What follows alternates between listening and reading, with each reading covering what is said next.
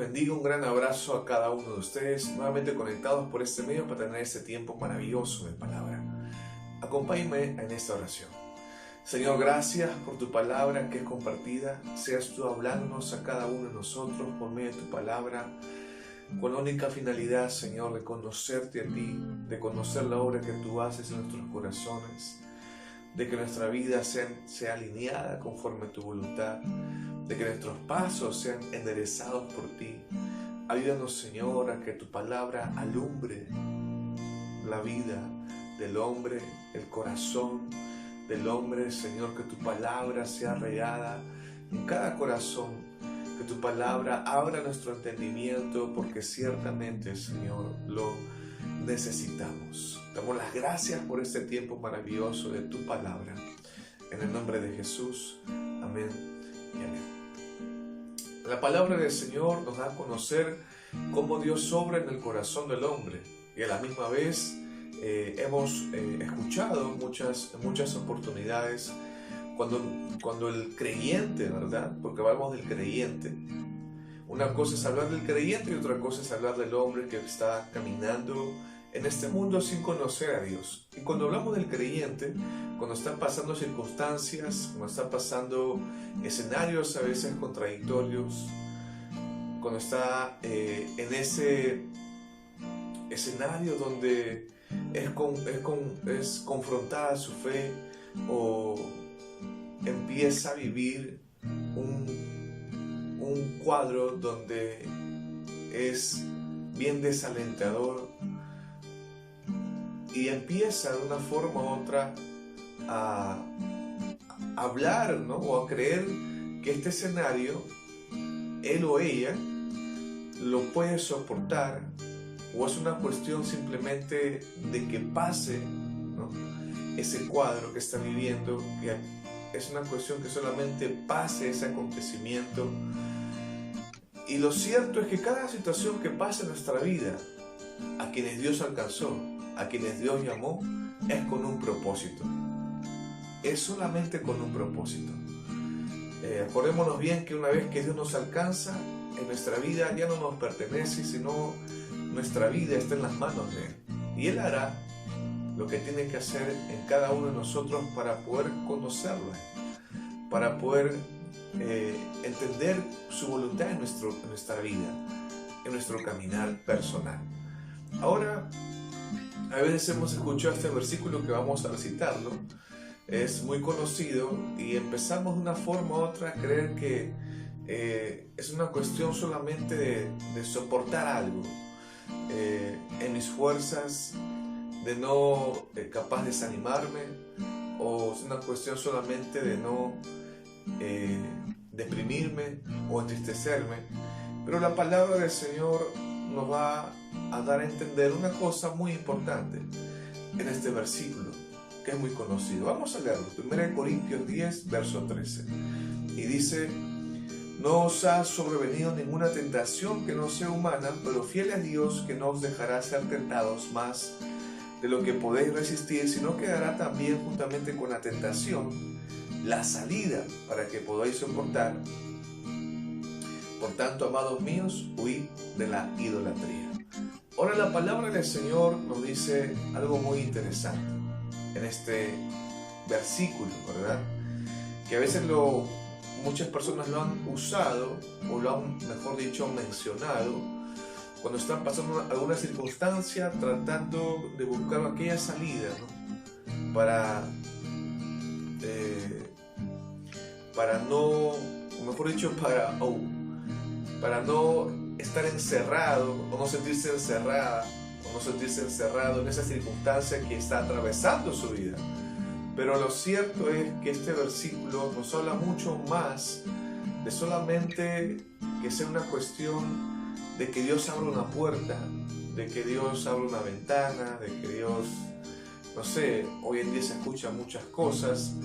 Lo cierto es que la palabra nos enseña algo muy interesante. Lo vamos a volver a leer y dice: no os ha sobrevenido ninguna tentación que no sea humana. Y lo cierto es que la tentación no viene de Dios, ¿verdad? Y la tentación meramente es humana porque la tentación proviene del corazón del hombre. ¿Cómo es eso? ¿Dónde dice eso? Vamos a ir a Santiago capítulo 1, verso 14 y 15. Dice: sino que cada uno es tentado cuando de su propia concupiscencia es atraído y seducido, sino que cada uno es tentado que cuando de sus propios malos deseos es atraído y seducido. Entonces la concupiscencia o los malos deseos, después que ha concebido, da a luz el pecado, y el pecado, siendo consumado, da a luz la muerte. En el verso 13 dice: cuando alguno es tentado, no diga que es tentado de parte de Dios, porque Dios no puede ser tentado por el mal, ni él tienta a nadie. Y la palabra en Santiago nos da a entender que la tentación proviene del corazón del hombre, de sus malos deseos. Hemos leído por varias oportunidades cómo la palabra, cómo la Biblia da a conocer acerca de cómo se encuentra el corazón del hombre, acerca de los pensamientos que habitan en el corazón del hombre, acerca de los deseos que hay en el corazón del hombre. Y la palabra siempre está dando a entender que la naturaleza del hombre está contaminada por el pecado. Entonces esto quiere decir que todo lo que conlleva o todo lo que hay en el hombre simplemente es engaño, mentira, falsedad, corrupción.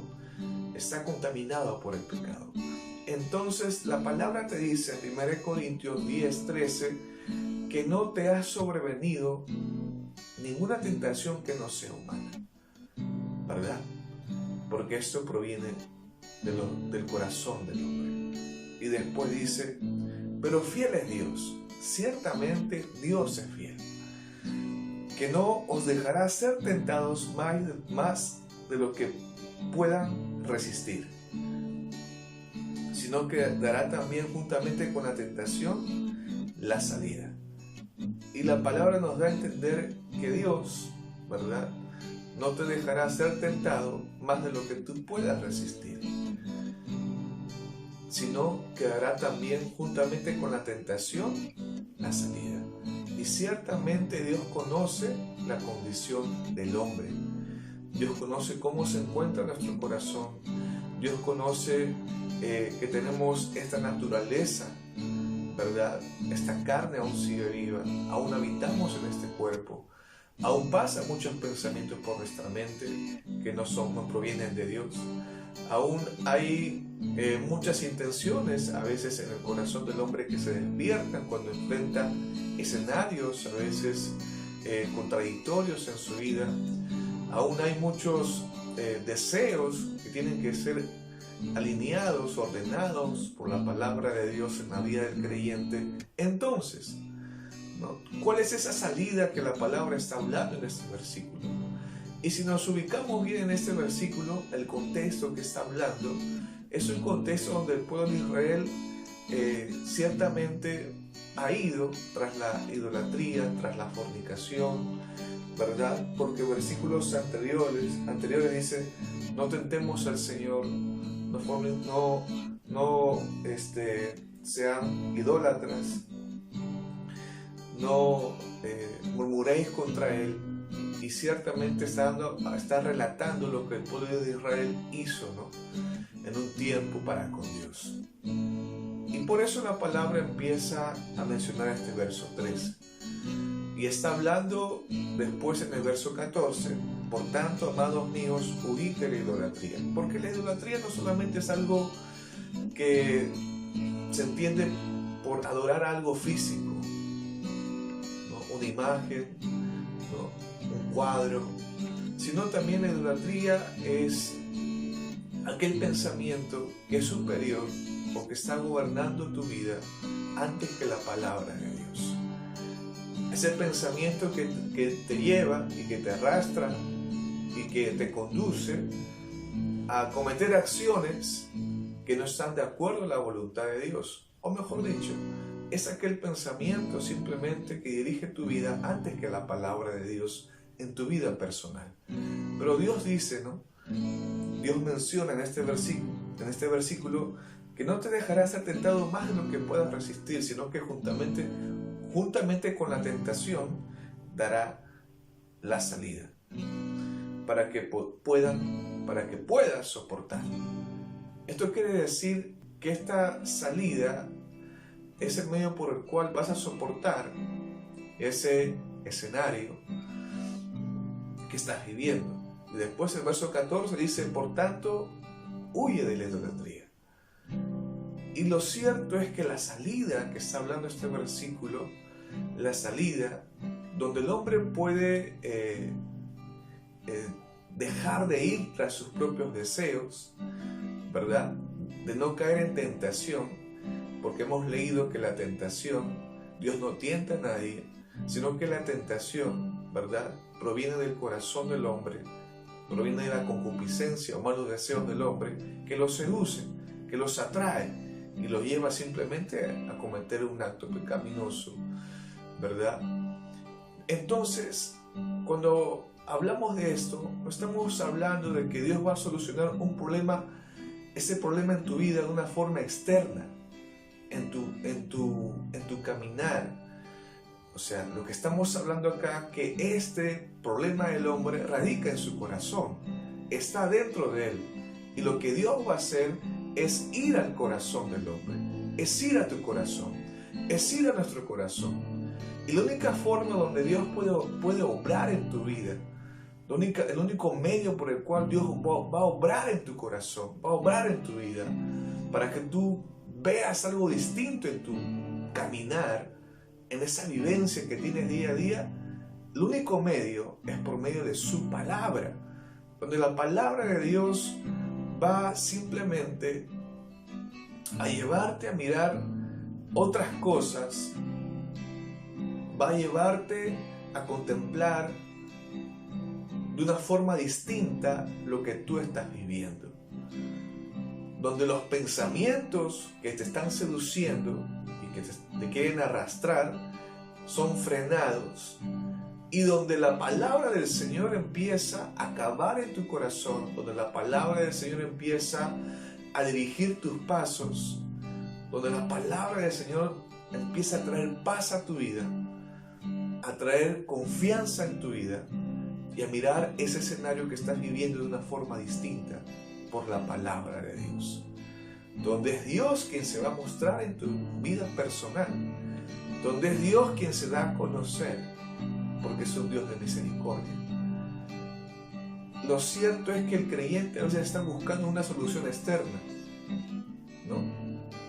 Hay escenarios donde a veces ese pensamiento que quiere gobernar nuestra vida nos quiere llevar a un estado emocional de tristeza, otros capaz de ira, de violencia, otros de depresión, de sufrimiento, otros de desesperación porque no saben qué hacer, porque están enfrentando un escenario que les ha sorprendido en su vida personal, otros capaz de remordimiento porque otra vez han fallado en lo mismo y se sienten frustrados porque están cometiendo otra vez lo mismo, porque este pensamiento está gobernando tu vida y te está llevando a accionar. Y la palabra nos dice que Dios ha provisto de una salida. Esta salida que menciona este versículo es su palabra.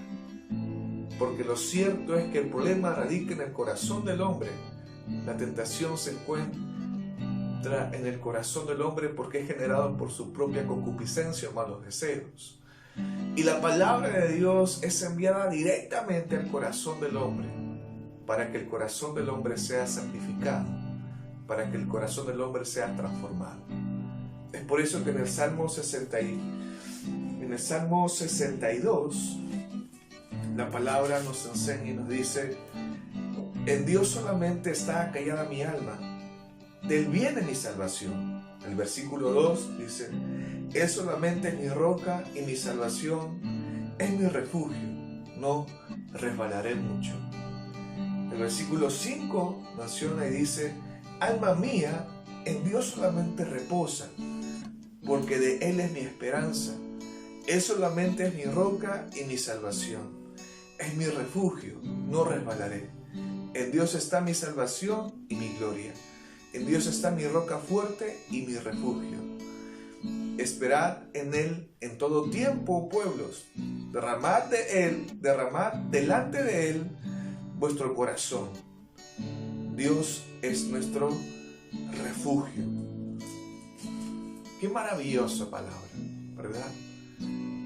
La palabra nos dice que descansemos en Dios, que reposemos en Él, que derramemos nuestro corazón en Él.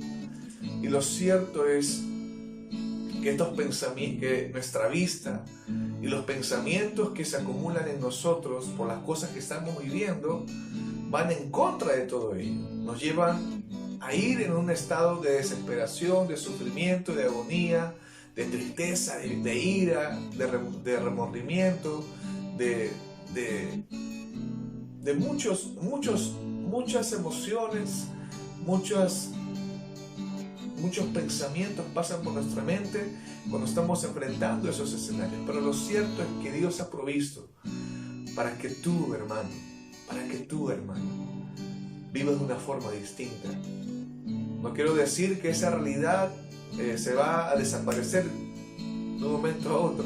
Esa realidad va a estar presente. Pero lo cierto es que tenemos a un Dios mucho más real que esa situación que puede estar pasando. Y lo maravilloso es que Él está vivo desde un principio, o como en un principio. Él no ha cambiado. Él se mantiene inmutable, firme. Y Dios nos ha llamado, que puedas conocerlo por medio de su palabra. Y la única forma de verlo a Él es por la palabra en tu vida.